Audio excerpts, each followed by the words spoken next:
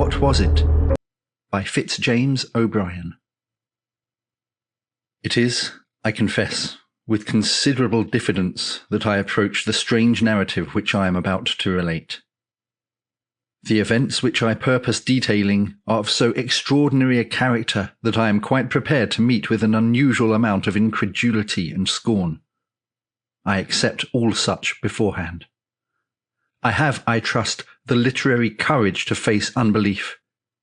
I have, after mature consideration, resolved to narrate, in as simple and straightforward a manner as I can compass, some facts that passed under my observation in the month of July last, and which, in the annals of the mysteries of physical science, are wholly unparalleled.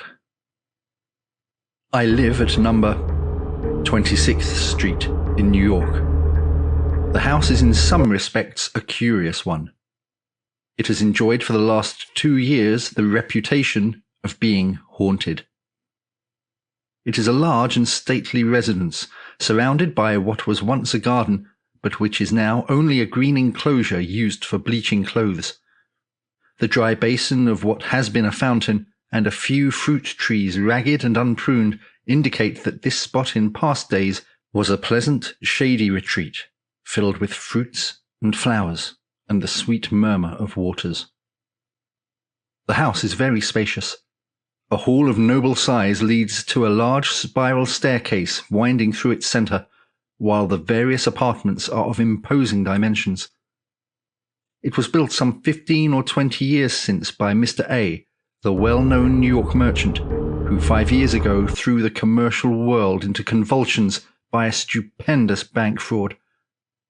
Mr. A., as everyone knows, escaped to Europe and died not long after of a broken heart.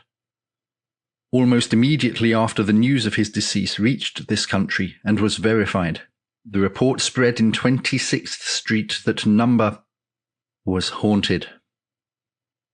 Legal measures had dispossessed the widow of its former owner, and it was inhabited merely by a caretaker and his wife, placed there by the house agent into whose hands it had passed for the purposes of renting or sale.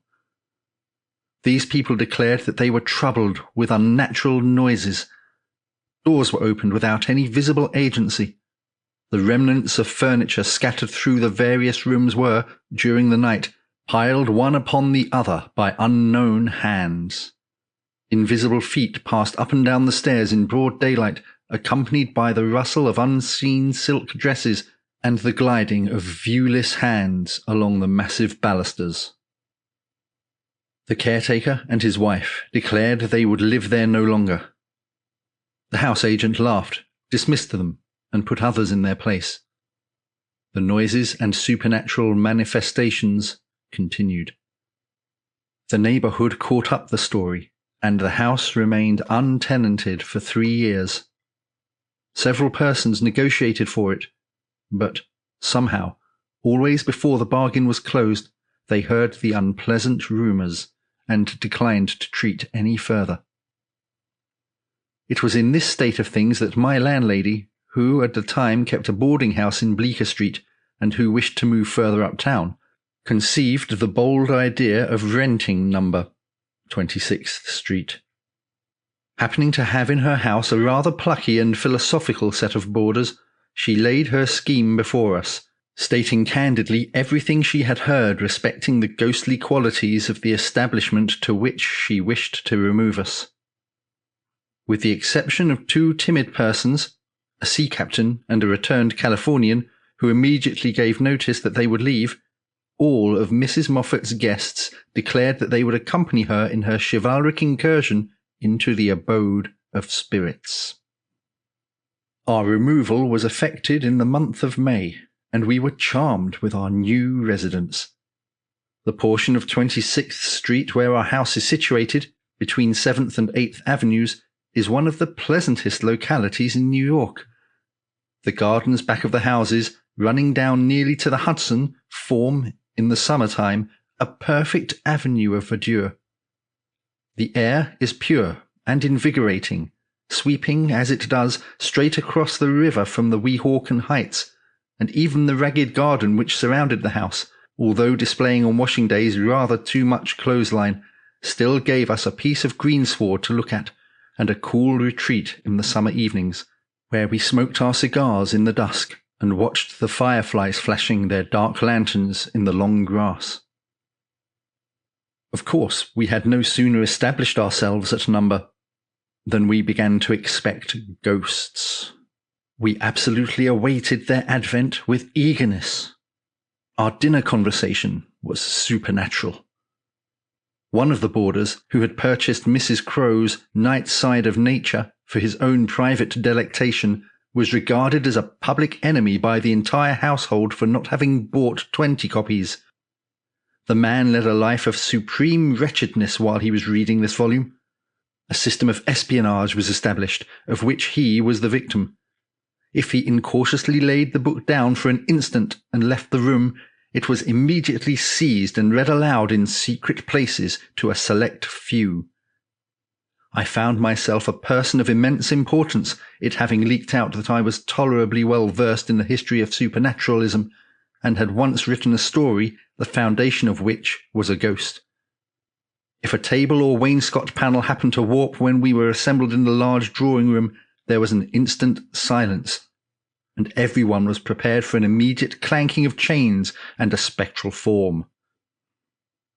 After a month of psychological excitement, it was with the utmost dissatisfaction that we were forced to acknowledge that nothing in the remotest degree approaching the supernatural had manifested itself. Once the black butler asseverated that his candle had been blown out by some invisible agency while he was undressing himself for the night. But as I had more than once discovered this coloured gentleman in a condition where one candle must have appeared to him like two, thought it possible that, by going a step further in his potations, he might have reversed this phenomenon, and seen no candle at all where he ought to have beheld one. Things were in this state when an accident took place so awful and inexplicable in its character that my reason fairly reels at the bare memory of the occurrence. It was the 10th of July. After dinner was over, I repaired, with my friend Dr. Hammond, to the garden to smoke my evening pipe. Independent of certain mental sympathies which existed between the doctor and myself, we were linked together by a vice. We both smoked opium. We knew each other's secret and respected it.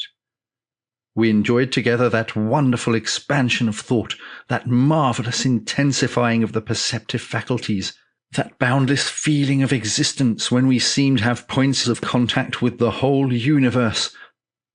In short, that unimaginable spiritual bliss, which I would not surrender for a throne, and which I hope you, the reader, will never taste.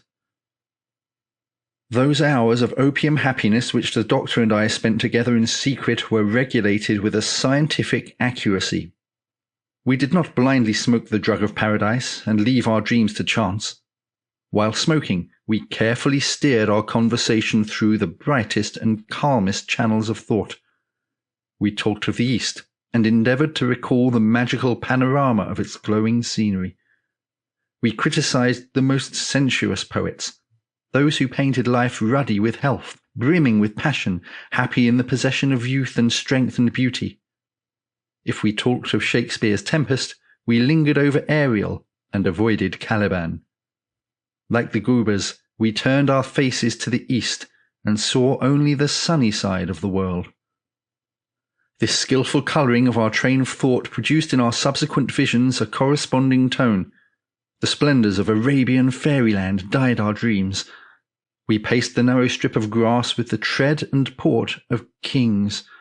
The song of the Rana Arborea, while he clung to the bark of the ragged plum tree, sounded like the strains of divine musicians. Houses, walls, and streets melted like rain clouds, and vistas of unimaginable glory stretched away before us. It was a rapturous companionship. We enjoyed the vast delight more perfectly because, even in our most ecstatic moments, we were conscious of each other's presence. Our pleasures, while individual, were still twin, vibrating and moving in musical accord. On the evening in question, the 10th of July, the doctor and myself drifted into an unusually metaphysical mood. We lit our large meerschaums, filled with the fine Turkish tobacco, in the core of which burned a little black nut of opium that, like the nut in the fairy tale, held within its narrow limits wonders beyond the reach of kings. We paced to and fro, conversing. A strange perversity dominated the currents of our thought. They would not flow through the sunlit channels into which we strove to divert them. For some unaccountable reason, they constantly diverged into dark and lonesome beds, where a continual gloom brooded. It was in vain that, after our old fashion, we flung ourselves on the shores of the East and talked of its gay bazaars, of the splendours of the time of Haroun, of harems and golden palaces. Black afrits continually arose from the depths of our talk and expanded, like the one the fisherman released from the copper vessel, until they blotted everything bright from our vision. Insensibly, we yielded to the occult force that swayed us, and indulged in gloomy speculation. We had talked some time upon the proneness of the human mind to mysticism and the almost universal love of the terrible, when Hammond suddenly said to me, "What do you consider to be the greatest element of terror?" The question puzzled me. That many things were terrible, I knew. Stumbling over a corpse in the dark, beholding, as I once did, a woman floating down a deep and rapid river with wildly lifted arms and awful upturned face, uttering, as she drifted, shrieks that rent one's heart, while we, spectators, stood frozen at a window which overhung the river at a height of 60 feet, unable to make the slightest effort to save her, but dumbly watching her last supreme agony and her disappearance. A shattered wreck, with no life visible, encountered floating listlessly on the ocean, is a terrible object, for it suggests a huge terror, the proportions of which are veiled. But it now struck me, for the first time, that there must be one great and ruling embodiment of fear, a king of terrors to which all others must succumb. What might it be? To what train of circumstances would it owe its existence? "I confess, Hammond," I replied to my friend, "I never considered the subject before. That there must be one something more terrible than any other thing I feel. I cannot attempt, however, even the most vague definition." "I am somewhat like you, Harry," he answered. "I feel my capacity to experience a terror greater than anything yet conceived by the human mind, something combining in fearful and unnatural amalgamation hitherto supposed incompatible elements. The calling of voices in Brockden Brown's novel of Wieland is awful. So is the picture of the dweller on the threshold in Bulwer's Zanoni. But," he added, shaking his head gloomily, "there is something more horrible still than those." "Look here, Hammond," I rejoined, "let us drop this kind of talk for heaven's sake. We shall suffer for it, depend on it." "I don't know what's the matter with me tonight," he replied, "but my brain is running upon all sorts of weird and awful thoughts. I feel as if I could write a story like Hoffman tonight, if I were only master of a literary style." "Well, if we are going to be Hoffman-esque in our talk, I am off to bed. Opium and nightmares should never be brought together. How sultry it is. Good night, Hammond." "Good night, Harry. Pleasant dreams to you." "To you, gloomy wretch, afrits, ghouls, and enchanters." We parted, and each sought his respective chamber. I undressed quickly and got into bed, taking with me, according to my usual custom, a book, over which I generally read myself to sleep. I opened the volume as soon as I had laid my head upon the pillow, and instantly flung it to the other side of the room. It was Goudon's History of Monsters, a curious French work which I had lately imported from Paris, but which, in the state of mind I had then reached, was anything but an agreeable companion. I resolved to go to sleep at once. So, turning down my gas until nothing but a little blue point of light glimmered on the top of the tube, I composed myself to rest. The room was in total darkness. The atom of gas that still remained alight did not illuminate a distance of 3 inches round the burner. I desperately drew my arm across my eyes as if to shut out even the darkness, and tried to think of nothing. It was in vain. The confounded themes touched on by Hammond in the garden kept obtruding themselves onto my brain. I battled against them. I erected ramparts of would-be blackness of intellect to keep them out. They still crowded upon me. While I was lying still as a corpse, hoping that by a perfect physical inaction I should hasten mental repose, an awful incident occurred. A something dropped, as it seemed, from the ceiling, plumb upon my chest, and the next instant I felt 2 bony hands encircling my throat, endeavouring to choke me. I am no coward, and am possessed of considerable physical strength. The suddenness of the attack, instead of stunning me, strung every nerve to its highest tension. My body acted from instinct before my brain had time to realize the terrors of my position. In an instant, I wound 2 muscular arms around the creature and squeezed it with all the strength of despair against my chest. In a few seconds, the bony hands that had fastened on my throat loosened their hold, and I was free to breathe once more. Then commenced a struggle of awful intensity. Immersed in the most profound darkness, totally ignorant of the nature of the thing by which I was so suddenly attacked, finding my grasp slipping every moment by reason, it seemed to me, of the entire nakedness of my assailant, bitten with sharp teeth in the shoulder, neck, and chest, having every moment to protect my throat against a pair of sinewy, agile hands, which my utmost efforts could not confine. These were a combination of circumstances to combat which required all the strength, skill, and courage that I possessed. At last, after a silent, deadly, exhausting struggle, I got my assailant under by a series of incredible efforts of strength.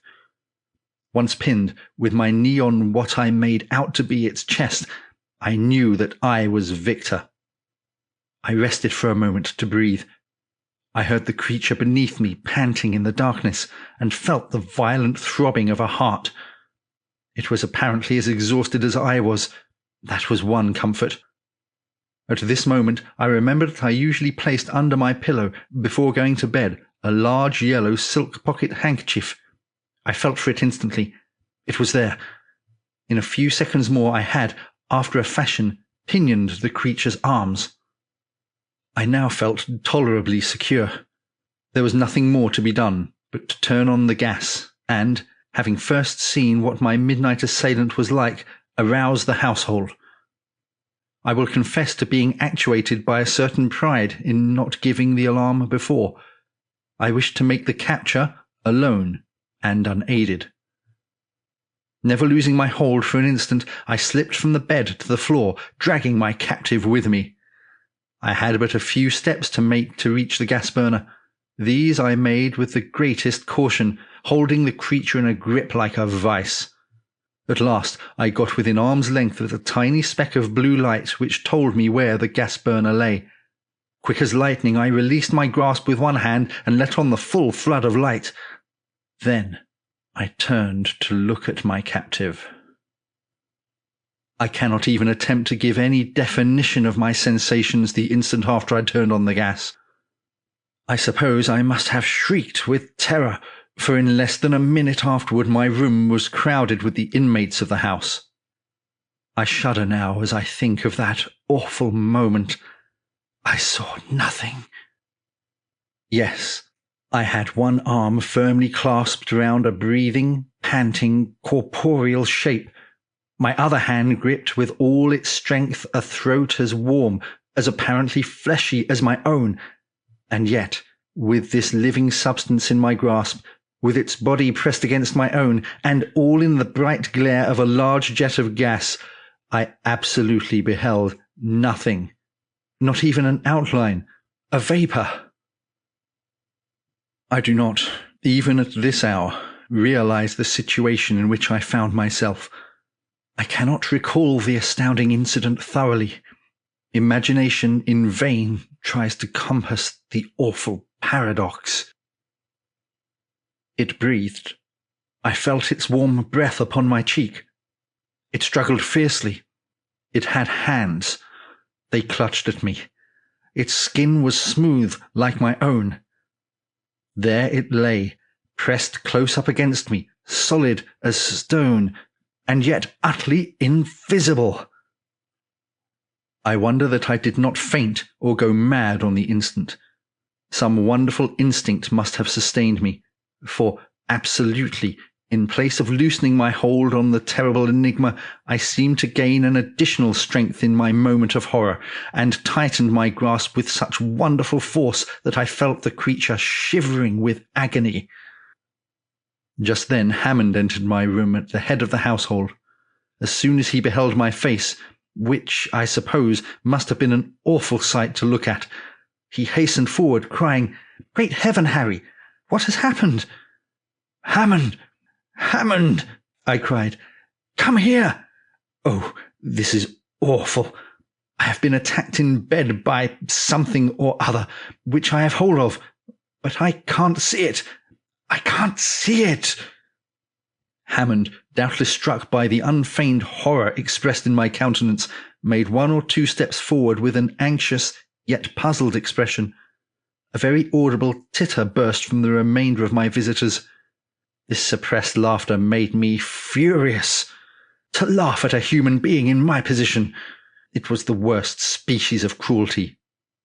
Now I can understand why the appearance of a man struggling violently, as it would seem, with an airy nothing, and calling for assistance against a vision, should have appeared ludicrous.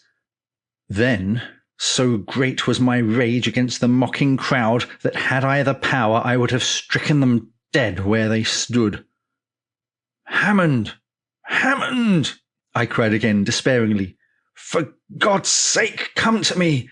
I can hold the thing but a short while longer. It is overpowering me. Help me! Help me!" "Harry," whispered Hammond, approaching me, "you have been smoking too much opium." "I swear to you, Hammond, that this is no vision," I answered in the same low tone. "Don't you see how it shakes my whole frame with its struggles? If you don't believe me, convince yourself. Feel it. Touch it." Hammond advanced and laid his hand in the spot I indicated. A wild cry of horror burst from him. He had felt it. In a moment he had discovered somewhere in my room a long piece of cord, and was the next instant winding it and knotting it about the body of the unseen being that I clasped in my arms. "Harry," he said in a hoarse, agitated voice, for, though he preserved his presence of mind, he was deeply moved. "Harry, it's all safe now. You may let go, old fellow, if you're tired.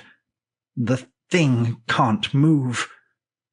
I was utterly exhausted, and I gladly loosened my hold. Hammond stood holding the ends of the cord that bound the invisible, twisted round his hand, while before him, self-supporting as it were, he beheld a rope laced and interlaced, and stretching tightly around a vacant space. I never saw a man look so thoroughly stricken with awe. Nevertheless, his face expressed all the courage and determination which I knew him to possess. His lips, although white, were set firmly, and one could perceive at a glance that, although stricken with fear, he was not daunted. The confusion that ensued among the guests of the house who were witnesses of this extraordinary scene between Hammond and myself, who beheld the pantomime of binding this struggling something, who beheld me almost sinking from physical exhaustion when my task of jailer was over, The confusion and terror that took possession of the bystanders when they saw all this was beyond description. The weaker ones fled from the apartment. The few who remained clustered near the door and could not be induced to approach Hammond and his charge. Still, incredulity broke out through their terror. They had not the courage to satisfy themselves, and yet they doubted. It was in vain that I begged of some of the men to come near and convince themselves by touch of the existence in that room of a living being which was invisible.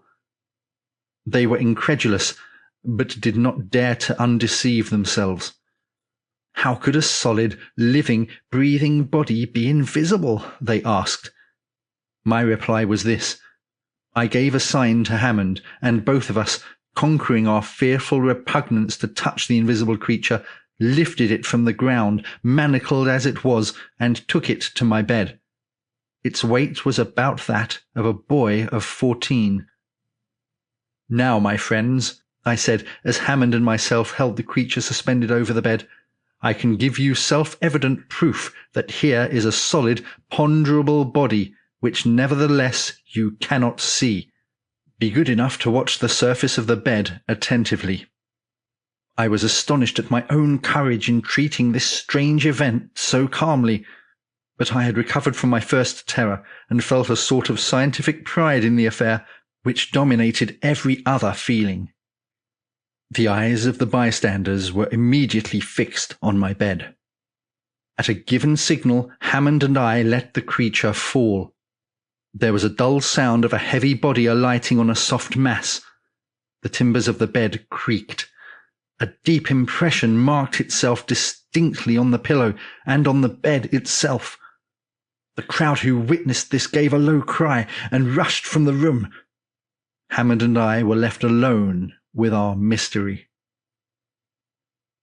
We remained silent for some time, listening to the low, irregular breathing of the creature on the bed and watching the rustle of the bedclothes as it impotently struggled to free itself from confinement. Then Hammond spoke. "Harry, this is awful." "Aye, awful. But not unaccountable." "Not unaccountable? What do you mean? Such a thing has never occurred since the birth of the world. I know not what to think, Hammond. God grant that I am not mad, and that this is not an insane fantasy. Let us reason a little, Harry. Here is a solid body which we touch, but which we cannot see. The fact is so unusual that it strikes us with terror. Is there no parallel, though, for such a phenomenon? Take a piece of pure glass. It is tangible and transparent. A certain chemical coarseness is all that prevents it being so entirely transparent as to be totally invisible. It is not theoretically impossible, mind you, to make a glass which shall not reflect a single ray of light, a glass so pure and homogeneous in its atoms that the rays from the sun will pass through it as they do through the air, refracted, but not reflected. We do not see air, and yet we feel it." "That's all very well, Hammond, but those are inanimate substances. Glass does not breathe. Air does not breathe. This thing has a heart that palpitates, a will that moves it, lungs that play and inspire and respire." "You forget the phenomena of which we have so often heard of late," answered the doctor gravely. "At the meetings called spirit circles, invisible hands have been thrust into the hands of those persons round the table, warm, fleshy hands that seem to pulsate with mortal life." "What? Do you think, then, that this thing is—" "I don't know what it is," was the solemn reply. "But please the gods I will, with your assistance, thoroughly investigate it." We watched together, smoking many pipes, all night long, by the bedside of the unearthly being that tossed and panted until it was apparently wearied out. Then we learned by the low, regular breathing that it slept. The next morning the house was all astir. The boarders congregated on the landing outside my room, and Hammond and myself were lions. We had to answer 1,000 questions as to the state of our extraordinary prisoner, for as yet not one person in the house, except ourselves, could be induced to set foot in the apartment. The creature was awake. This was evidenced by the convulsive manner in which the bedclothes were moved in its effort to escape. There was something truly terrible in beholding, as it were, those second-hand indications of the terrible writhings and agonized struggles for liberty which themselves were invisible. Hammond and myself had racked our brains during the long night to discover some means by which we might realize the shape and general appearance of the enigma. As well as we could make out by passing our hands over the creature's form, its outlines and lineaments were human. There was a mouth, a round, smooth head without hair, a nose which, however, was little elevated above the cheeks, and its hands and feet felt like those of a boy. At first we thought of placing the being on a smooth surface and tracing its outlines with chalk, as shoemakers trace the outlines of the foot. This plan was given up as being of no value. Such an outline would give not the slightest idea of its conformation. A happy thought struck me. We would take a cast of it in plaster of Paris. This would give us the solid figure and satisfy all our wishes. But how to do it? The movements of the creature would disturb the setting of the plastic covering and distort the mould. Another thought. Why not give it chloroform? It had respiratory organs. That was evident by its breathing. Once reduced to a state of insensibility, we could do with it what we would. Dr. X was sent for, and after the worthy physician had recovered from the first shock of amazement, he proceeded to administer the chloroform. In 3 minutes afterward, we were enabled to remove the fetters from the creature's body, and a modeller was busily engaged in covering the invisible form with the moist clay. In 5 minutes more we had a mould, and before evening a rough facsimile of the mystery. It was shaped like a man, distorted, uncouth, and horrible, but still a man. It was small, not over 4 feet and some inches in height, and its limbs revealed a muscular development that was unparalleled. Its face surpassed in hideousness anything I had ever seen. Gustave Doré, or Callot, or Tony Joannou never conceived anything so horrible. There is a face in one of the latter's illustrations to Un voyage où il vous plaira, which somewhat approaches the countenance of this creature, but does not equal it. It was the physiognomy of what I should fancy a ghoul might be. It looked as if it was capable of feeding on human flesh. Having satisfied our curiosity and bound every one in the house to secrecy, it became a question what was to be done with our enigma. It was impossible that we should keep such a horror in our house. It was equally impossible that such an awful being should be let loose upon the world. I confess that I would have gladly voted for the creature's destruction. But who would shoulder the responsibility? Who would undertake the execution of this horrible semblance of a human being? Day after day, this question was deliberated gravely. The boarders all left the house. Mrs. Moffat was in despair, and threatened Hammond and myself with all sorts of legal penalties if we did not remove the horror. Our answer was, "We will go if you like, but we decline taking this creature with us. Remove it yourself if you please. It appeared in your house. On you the responsibility rests." To this there was, of course, no answer.